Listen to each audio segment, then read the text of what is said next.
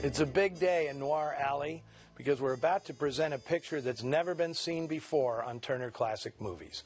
I'm your host, Eddie Muller, and I'm also the guy who spearheaded a campaign to rescue and restore the movie you're about to see.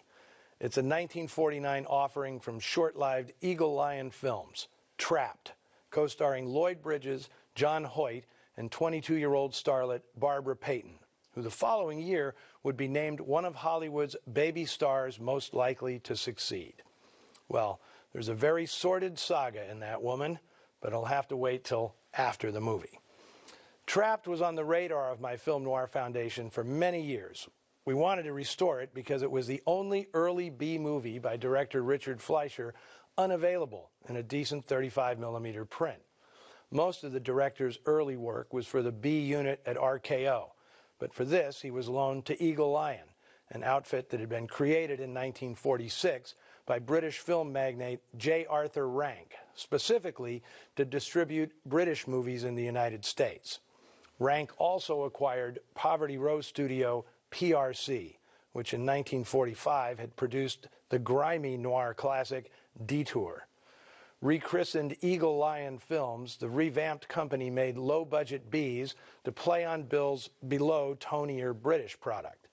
The chief of production for this new operation was somewhat of a legend in Hollywood.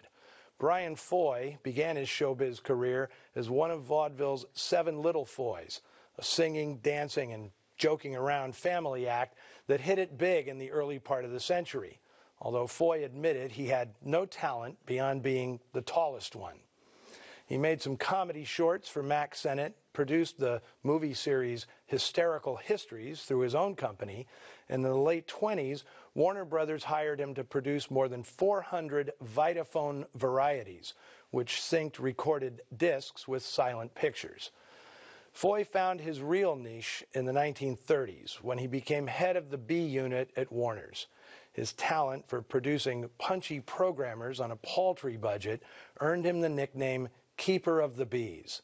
Dalton Trumbo, who wrote his first screenplays at Warner's, credited Foy with teaching him how to write a movie. When he became head of production at Eagle Lion, where he enjoyed virtual autonomy, Foy formed an intriguing alliance with an unlikely collaborator, Chicago gangster Johnny Rosselli. Handsome Johnny was a mob scout who essentially greased the skids for racketeers making a killing by taking control of the industry's labor unions and then extorting the studio bosses to guarantee that those workers would never go on strike.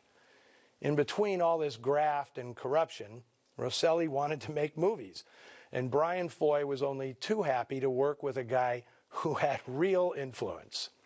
3 classic noirs resulted: T-Men, He Walked by Night, and Canyon City.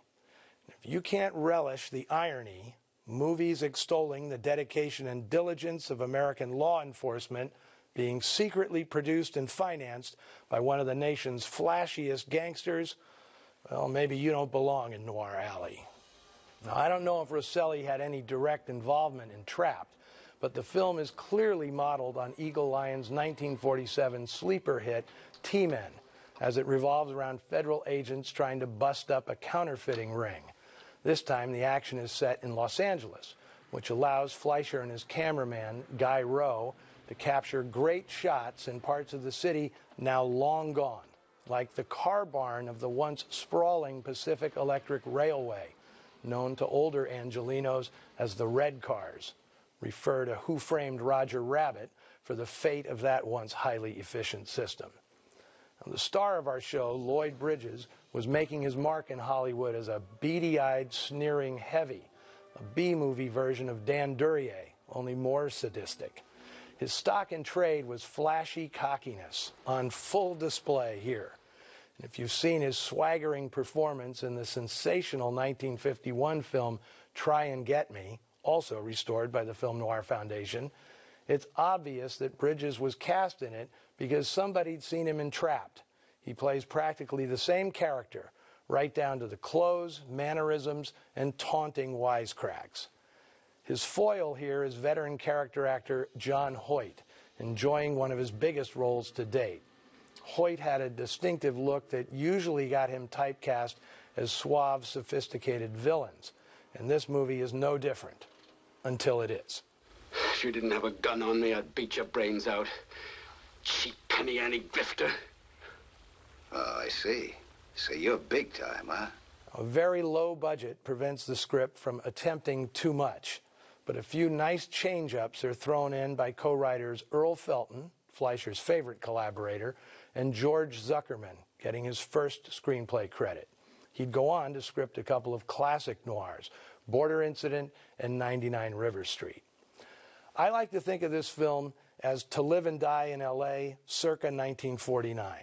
Like William Friedkin's terrific 1985 neo-noir, it has a Southern California counterfeiting racket, a dangerous and charismatic heavy, an undercover agent at risk, and the sudden and totally unexpected demise of a major character.